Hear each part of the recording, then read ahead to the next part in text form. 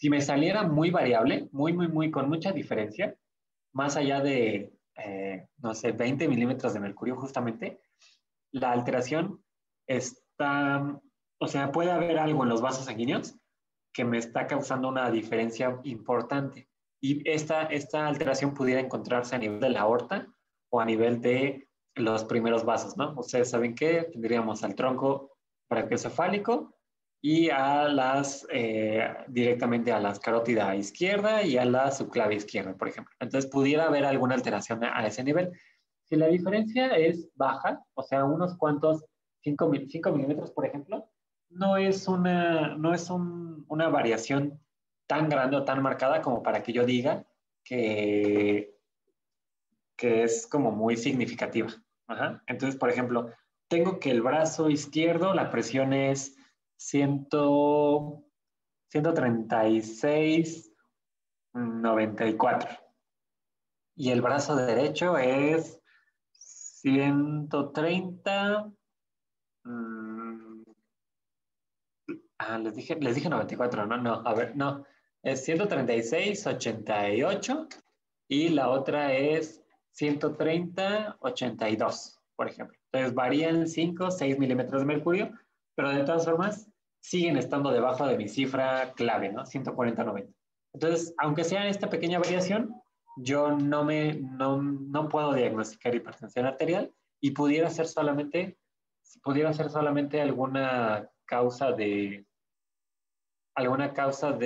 que yo no palpé bien o tal vez el primer sonido que escuché, no sé, lo confundí, o sea, apenas si se empezaba a escuchar, pero yo ya lo consideré. O sea, pudieran ser algunas diferencias técnicas nada más. Entonces, esto no es motivo como para asustarse. Asústense cuando sí ya sea la diferencia más allá de 15, 20 milímetros de mercurio entre cada toma o entre cada brazo. Ahí sí, sería raro. Profe, Sí, y por ejemplo, ¿a qué es a lo que nos debemos de referir al tomar como referencia siempre? ¿Ya es de práctica clínica, normas, o por ejemplo información de asociaciones o algo así? ¿no? En este caso en México, las normas oficiales son las que rigen. Ajá. Porque la norma hace un concentrado de todas las guías de práctica y de los artículos. Entonces, en teoría, las normas oficiales están en constante actualización. En teoría, ajá, porque hay algunas que ya tienen un ratote que no cambian. Si se dan cuenta en las guías de práctica, creo que tenemos todavía guías del 2010. Entonces ya van 10 años de diferencia que pudieran estarnos haciendo cometer algunos errores, por ejemplo. Pero legalmente ustedes tienen que actuar bajo las normas oficiales. En caso de que no exista una norma, entonces el siguiente va a ser la guía de práctica clínica. ¿Sí? Ok, sí, pero por ejemplo, entonces, ¿por qué según yo escuchaba la vez pasada que precisamente eso, cuando tú presentas el ENAM, siempre te dicen que como referencia se tomen las guías de práctica, siendo que puede ser que sea como desactualizada la información, entonces está ahí como, pues mal, ¿no? O sea, que te pongan como referencia una guía que no está actualizada y que Eh, incluso en el tratamiento puedes encontrar, bueno, en tu práctica clínica puedes tener tratamientos más actuales, ¿no? sí, ya lo sé, pero legalmente te van a decir, tu primer actuar se tenía que basar en la guía. A menos que se demuestre, o sea, no sé, por ejemplo, ahorita yo podríamos decir, la guía de práctica de reflujo gastroesofágico y de gastritis dice que se use ranitidina, pero actualmente la ranitidina ya está demostrada que tiene efectos adversos y cancerígenos. Entonces, en ese momento, ahí sí diríamos, o sea, yo actúo de acuerdo a la norma, pero ya salió el artículo y la actualización que dice que la ranitidina no usa, entonces ahora sí yo no uso ranitidina y en caso de que me demanden y digan es que no me diste ranitidina, porque esta guía está desactualizada y porque salió esto. Entonces, si yo logro demostrar con algo que contradiga a la guía de práctica, en ese momento sí es válido el actuar con esta nueva actualización, ¿no? Por ejemplo, igualmente ahorita con lo de COVID, podríamos decir que las primeras evidencias nos decían que usáramos hidroxicloroquina, no sé. Y ahora las últimas evidencias dicen que no. Entonces ahí sí hay que estarse como actualizando todo el tiempo.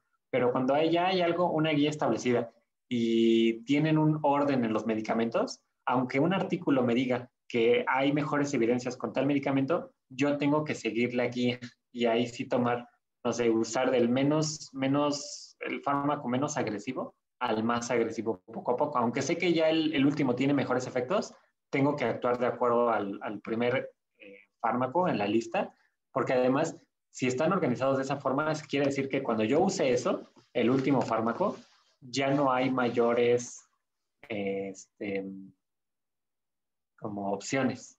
Entonces, si yo me acabo esa opción, ya no voy a tener otra, a diferencia de que si empiezo en ese orden, por ejemplo. Entonces, aquí lo que preguntabas al principio es, yo les había dicho que guíense por las guías.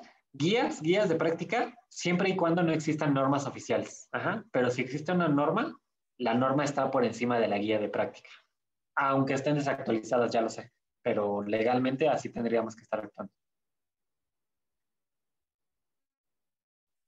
Sí. Sí, gracias, profe. De nada.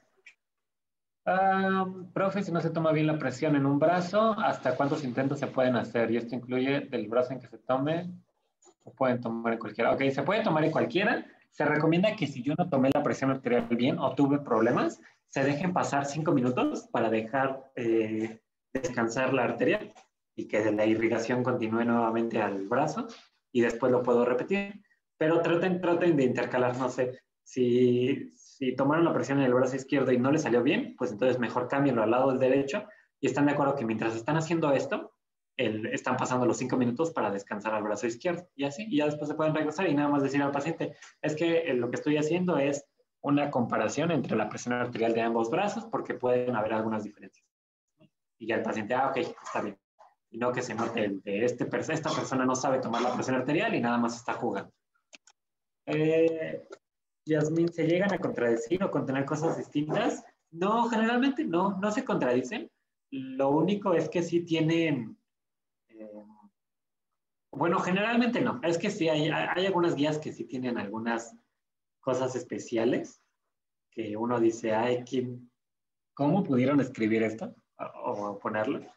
Pero son muy pocas, son muy pocas. Yo diría que más bien lo que se encuentra es que están desactualizadas y entonces van a encontrar medicamentos que ya no se usan o incluso medicamentos que ya no están disponibles, ¿no? Y les dice, hay evidencias de que este medicamento es el mejor, pero pues en el mercado ya no existe.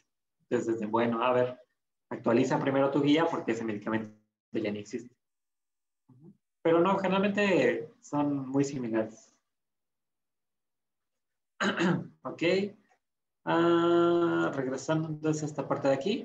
Cuando se tome la presión arterial, tendríamos que estar descartando la hipertensión primaria siempre que sea un paciente que se inicie la hipertensión antes de los 20 años o después de los 50, pero de manera súbita, ajá, con mediciones severas. Esto nos estaría diciendo que, o sea, ustedes están de acuerdo que yo para tener presión arterial alta, teniendo un mal estilo de vida, fui elevando poco a poco mi presión arterial. Entonces yo tendría, no sé, 40 años. A los 40 tenía presión de 130, 84. A los 35 tenía presión de 136, 88. Y a los 40 ya tengo 140, 90. O sea, si se dan cuenta, si yo tuve un adecuado control, me podrá notar cómo la presión arterial fue elevándose poco a poco. Pero no es normal que un paciente después de los 50 años se le suba la presión de manera súbita. Esto nos quiere decir que hay un daño severo en algún órgano que nos está elevando, descontrolando muy rápido toda la presión arterial, incluyendo las complicaciones. Y pues ya dijimos que menor de 20 años no es normal, aunque, espérenme,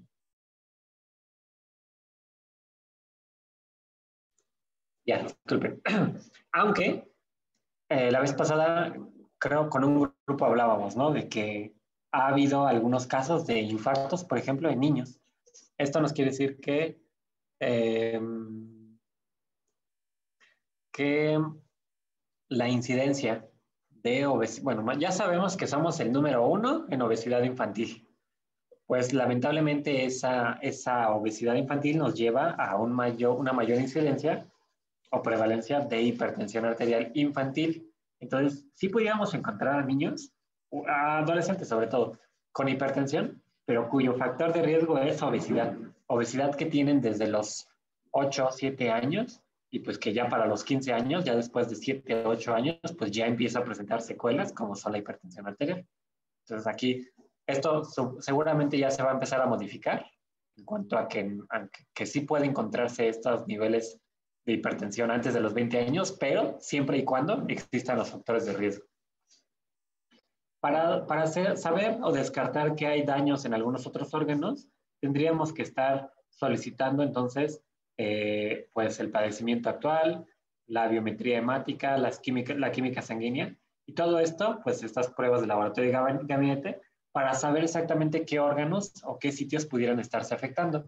Yo ya les dije qué órganos son los que pudieran afectarse, entonces díganme qué estudios puedo solicitar para indagar en cada uno de ellos.